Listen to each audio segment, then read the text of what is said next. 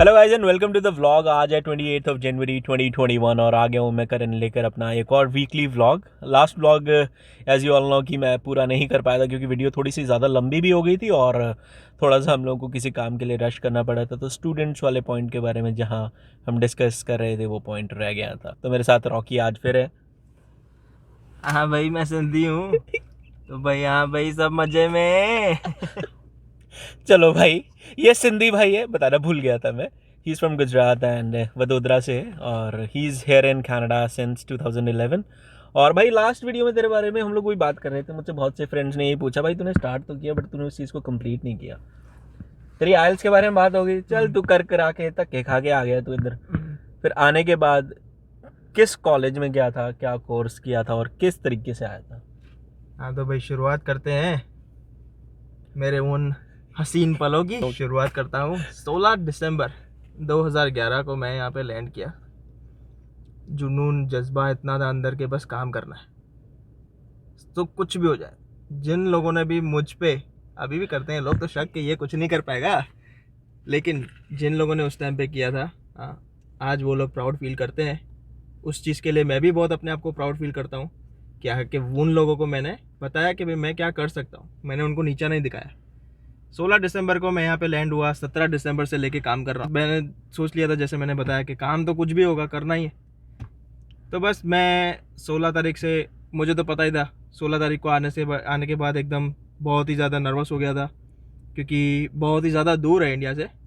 तो ये भी नहीं था कि वापस जाना है, ना मम्मी की याद आ रही है, डैड की याद आ रही है तो वापस जाना है उनके पास, ऐसा तो पॉसिबल ही नहीं था। दूर से बड़ी चीज यार एज फैक्टर। आई बिलीव जब तू आया था 2011 में आया था, 18 या 19 ईयर्स का 19, रहा होगा तू। 19 ईयर्स। हाँ या तो starting everything in a new country at such a early stage, तो डिफिकल्ट रहा होगा ना। मतलब कोई फ्रेंड था तेरा यहाँ, किसके पास आके रुका था इनिशियली? कोई भी पहचान वाला नहीं था, बस एक सिर्फ चिट्ठी थी जिसमें एड्रेस था। ओके। बस वो एड्रेस पे पहुंचना था। वो एड्रेस पे पहुंचने के बाद पता चला था कि वहाँ पे ऑलरेडी दो बेडरूम थे, और 2 बेडरूम में हम लोग 8 या 9 लोग रहते थे। 8 या 9 लोग 2 बेडरूम्स में? हाँ, उस टाइम पे ये सिचुएशन थी। तो उस टाइम पे काफ़ी वो था थोड़ा कि कैसे रहेंगे और वो सब, पर वहाँ पे ऑलरेडी रह रहे थे और हम लोगों को भी पता था कि भाई हम लोग स्टूडेंट्स हैं, तो थोड़ा बहुत तो भाई एडजस्टमेंट करना पड़ेगा। हाँ, लेकिन ये चीज़ बहुत फ़ायदेमंद थी उसमें कि जितने ज़्यादा लोग थे सब पहले से रहते थे, उनके कॉन्टैक्ट्स थे, उनके कॉन्टैक्ट के थ्रू ही मेरी नेक्स्ट डे जॉब लगी। वो चाहे एक छोटा सा ही रेस्टोरेंट था जहाँ पे मैंने पहली बार समोसे बनाना सीखा था।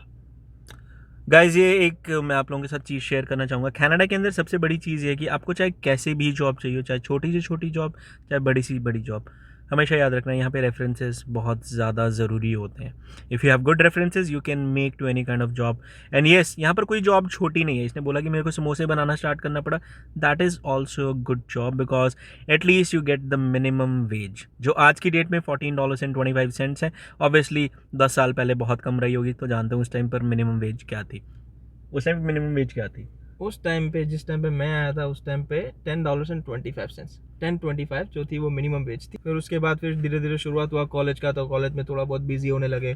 कॉलेज में गए तो थोड़े ज़्यादा कॉन्टैक्ट्स बने तो हमारे थोड़े रेफरेंस थोड़े अच्छे हो गए। अब रेफरेंस अच्छे हो गए तो हम लोगों को, हमारे लिए जो अपॉर्चुनिटीज़ थी वो खुल गई कि अच्छा ठीक है भाई, ये बंदा यहाँ पे काम कर रहा है। उसके रेफरेंस के थ्रू हम लोग उनसे बात करते थे, क्योंकि आपके एम्प्लॉयर से पूछो कि आपके एम्प्लॉयर को कुछ ज़्यादा ज़रूरत है क्या। मेन चीज़ जो आता है, तू एज एन स्टूडेंट आया तो तेरा कितने टाइम का कोर्स था?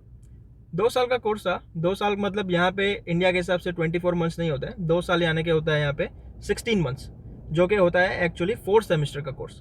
अब यहाँ पे इंडिया जैसा 6 मंथ का सेमेस्टर नहीं होता। यहाँ पे जो सेमेस्टर होता है वो होता है 4 मंथ का। तो 4 मंथ का अगर एक सेमेस्टर है तो 8 महीने के 2 सेमेस्टर, ऐसे 16 महीने के 4 सेमेस्टर। तो उसको ये लोग यहाँ पे 2 ईयर डिप्लोमा उसको कंसिडर करते हैं। हम लोगों को पढ़ाई सिर्फ 16 महीने ही करनी होती है। तो ये जो 8 मंथ्स होते हैं, ये रेगुलर होते हैं कि बीच में गैप होता है? नहीं, रेगुलर होते हैं, बट कुछ कोर्सेज ऐसे होते हैं जहाँ पे प्रोफेसर्स अवेलेबल नहीं होते हैं समर ब्रेक में।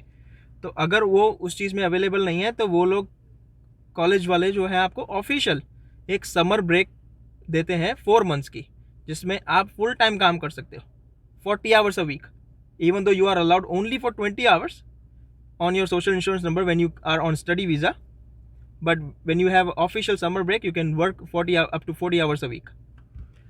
इतना कुछ ऐसे से कैनेडियन गवर्नमेंट यहाँ पर प्लान करती है कि अगर स्टूडेंट पढ़ रहा है, उन्हें पता है कि पढ़ेगा तो साथ काम भी करेगा थोड़ा बहुत, क्योंकि ऑब्वियसली खर्चे यहाँ पर निकालना बहुत मुश्किल है। और यहाँ पर लाइक इंडिया में हम लोगों को लगता है ना यार, पार्ट टाइम जॉब नहीं करनी, स्टूडेंट्स होते तो आप जॉब नहीं करते हो या कर नहीं सकते, 18 से नीचे तो आप वैसे ही जॉब नहीं कर सकते इंडिया के अंदर। यहाँ पर चीज़ें डिफरेंट है। यहाँ पर पेरेंट्स और गवर्नमेंट खुद लोगों को एम्फेसाइज करती है, उन लोगों को पुश करती है कि लाइक जब आप बच्चे हो तभी से आप अर्न करना सीखो, how it works, how you will manage your funds, how you will manage your everything. वो अपनी क्रेडिट बनानी स्टार्ट करते हैं अपनी छोटी छोटी जॉब से, लाइक किसी पिज्ज़ा शॉप पे काम करेंगे, टिम हॉटन्स वगैरह पर काम करेंगे, दे वर्क देयर, वहाँ से अपना पे रोल वगैरह लेते हैं। उन लोगों को पता चलता है कि कैसे अर्न करना है, कैसे अपने एक्सपेंसेस को मैनेज करना है, एंड देन अपना क्रेडिट कार्ड बनवाते हैं, क्रेडिट कार्ड से अपनी क्रेडिट हिस्ट्री बिल्ड करते हैं। तो ये बहुत बढ़िया चीज़। तो रॉकी, जैसे मैं तुझसे तूने बताया कि तू दिसंबर 2011 में यहाँ पे आ गया था, तो कैनेडियन कॉलेज के हिसाब से मैंने सुना है कि डिफरेंट टाइप के इनटेक्स होते हैं, तो तेरे वाले इनटेक को क्या कहा जाता है? जब मैं आया था, जब मैं मेरा जनवरी में स्टार्ट हो रहा था, तो उसको जैन इनटेक भी बोला जाता है और विंटर इनटेक भी बोला जाता है। सो यहाँ पे डिफरेंट टर्म्स डिफरेंट सीजन्स के हिसाब से चेंज होते हैं। तो ये जब आया था तो जनवरी के अंदर डेफिनेटली, बिकॉज यहाँ पे ठंड बहुत होती है, तो उसको विंटर इनटेक कहा जाता है। बात तू 19 ईयर्स का था, तो यहाँ पे आके सब कुछ फिर कैसे फैमिली वगैरह को मिस किया, कैसे करता था पूरा दिन और क्या चलता था सब कुछ? बहुत मिस करता था शुरुआत के दिन में तो, क्योंकि काफ़ी ज़्यादा दूर है इंडिया से कनाडा। तो ऐसा भी नहीं है कि आपको कभी याद आती है तो चलो ठीक है ट्रेन पकड़ लिया और निकल गए वहाँ पे वापस अपने घर वालों से मिल के आ गए। It's a long journey. Obviously अगर आप डायरेक्ट फ्लाइट लेते तो डायरेक्ट फ्लाइट भी 14.5 घंटे लेती है। सो वो हमेशा कहते हैं ना, 7 समंदर पार। जब मैं पहली बार कनाडा आया तब पता चला एक्चुअल में 7 समंदर क्या होते हैं। बस तो फिर उसके बाद याद भी आती थी, बट ये भी था कि रिस्पॉन्सिबिलिटीज़ बहुत ही ज़्यादा बढ़ चुकी थी उस टाइम पे। किसी ने डाली नहीं थी मेरे ऊपर, बस मैंने खुद से अपने ऊपर वो रिस्पॉन्सिबिलिटीज़ ले ली थी। और बस डैड को बहुत ज़्यादा उम्मीदें थी, पर कभी बोला नहीं था, ये भी मुझे पता है। और जब ये डैड वीडियो देखेंगे उनको ज़रूर पता चलेगा कि भाई मैं समझ चुका था। तो बस वही था कि उस टाइम पे 16 दिसंबर को लैंड हुआ। 17 दिसंबर से फिर अपनी लाइफ स्टार्ट की मैंने अपने हिसाब से। काम और पढ़ाई सब कुछ खुद करना है यहाँ पे। सफाई भी खुद करनी है, खाना भी खुद बनाना है, बर्तन भी खुद धोने हैं, कपड़े भी खुद धोने हैं, सब तो वही बात कर रहे थे, विद टाइम बहुत सी रिस्पॉन्सिबिलिटीज़ आ जाती हैं और बहुत कुछ चेंज हो जाता है। तो तूने बताया कि जैसे तू मूव हुआ, सब कुछ तूने खुद स्टार्ट किया और तू विंटर टर्म के अंदर आया था। तो विंटर टर्म के अंदर आने के बाद यहाँ पर कैसे लाइफ रहती है, कैसे स्टार्ट करना पड़ता है, कैसे कॉलेज होता है, क्या कोर्सेज होते हैं?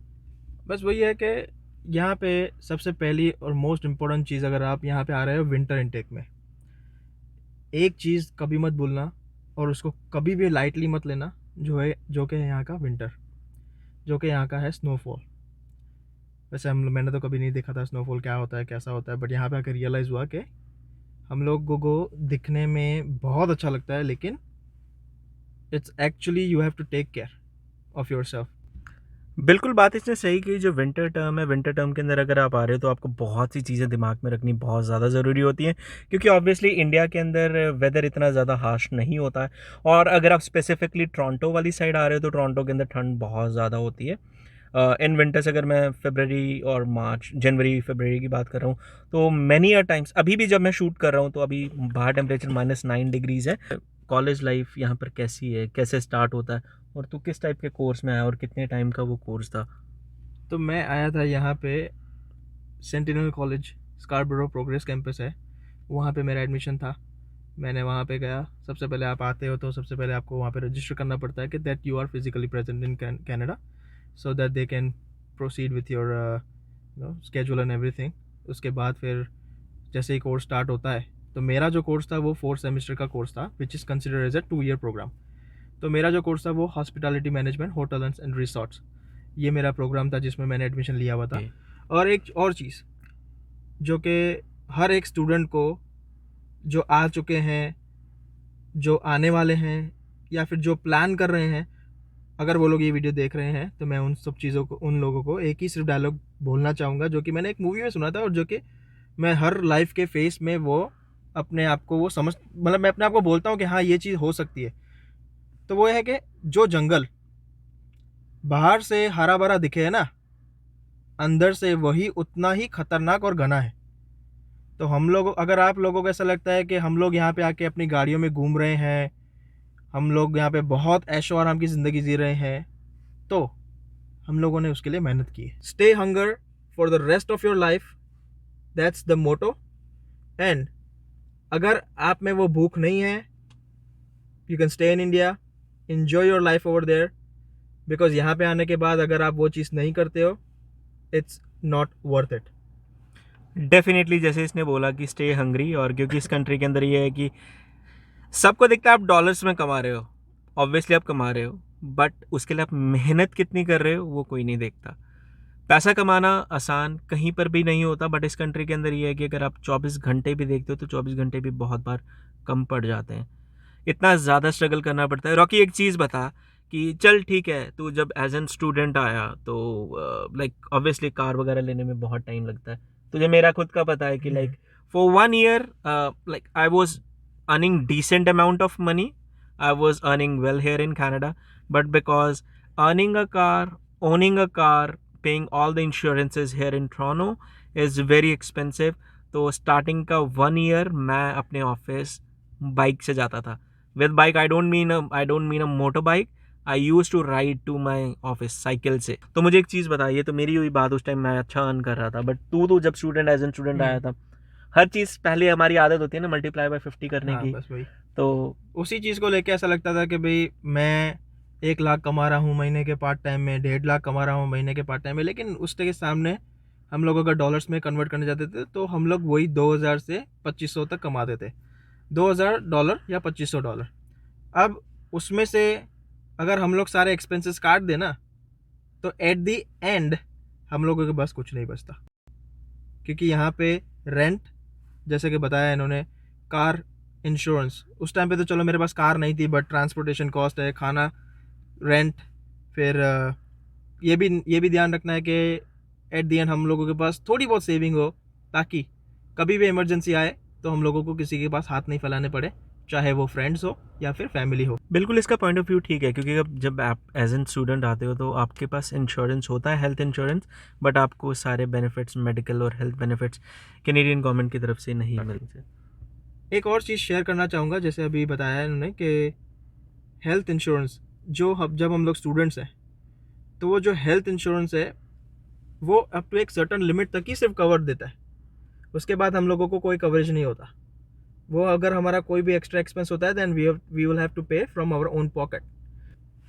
सो ये चीज़ें एज एन स्टूडेंट जब आप आते हो आप लोग ध्यान नहीं देते हो। ऑब्वियसली जब हम लोग आते हैं, मैंने भी बहुत से लोगों को देखता था कि फेसबुक और इंस्टाग्राम पे स्टोरीज डाल रहे हैं, डॉज चार्जर ले ली, डॉज चैलेंजर ले ली, ओके ले ली। Buying a car here in Canada is not a big thing, maintaining a car is, उसके एक्सपेंसेस निकालना।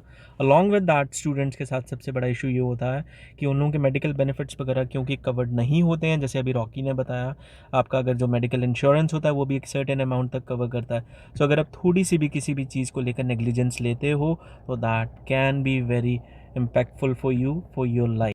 तो यहाँ पर ये है कि अगर आप अर्न कर रहे हो अच्छा डॉलर्स में, आपके एक्सपेंसेस भी उसी हिसाब से हैं, एंड देन आपके एक्सपेक्टेशंस और आपके स्टैंडर्ड्स भी आपकी अर्निंग के हिसाब से बढ़ते जाते हैं। तो यहाँ पर बहुत बड़ी चीज़ होती है कि खुद को बचाओ हवा लगने से। तो ये स्टूडेंट्स के साथ बहुत बड़ी चीज़ होती है, और ये इसने यहाँ पर आकर बहुत ज़्यादा चीज़ सीखी। जब मैंने बोला कि इसने यहाँ पर बहुत कुछ सीखा, बहुत कुछ देखा, इसके लाइफ में बहुत से अप्स एंड डाउन्स आए, इनमें से यही वही चीज़ें हैं। तो इसका एक्सपीरियंस मेरे लिए बहुत काम आता है। ऑब्वियसली मेरी अब ऑब्वियसली एक स्टूडेंट से डिफरेंट लाइफ होती है। अगर आप परमानेंट रेजिडेंट आते हो, आपकी ऑलमोस्ट सभी चीज़ें कवर्ड होती हैं जो आप टैक्सेस पे करते हो, but still I wanted you guys to know about coming to Canada is good. It's not it's not something to doubt कि आपको कनाडा नहीं आना चाहिए, but if you are coming to Canada तो आपको ये फैक्टर्स माइंड में रखने बहुत ज़्यादा ज़रूरी होते हैं।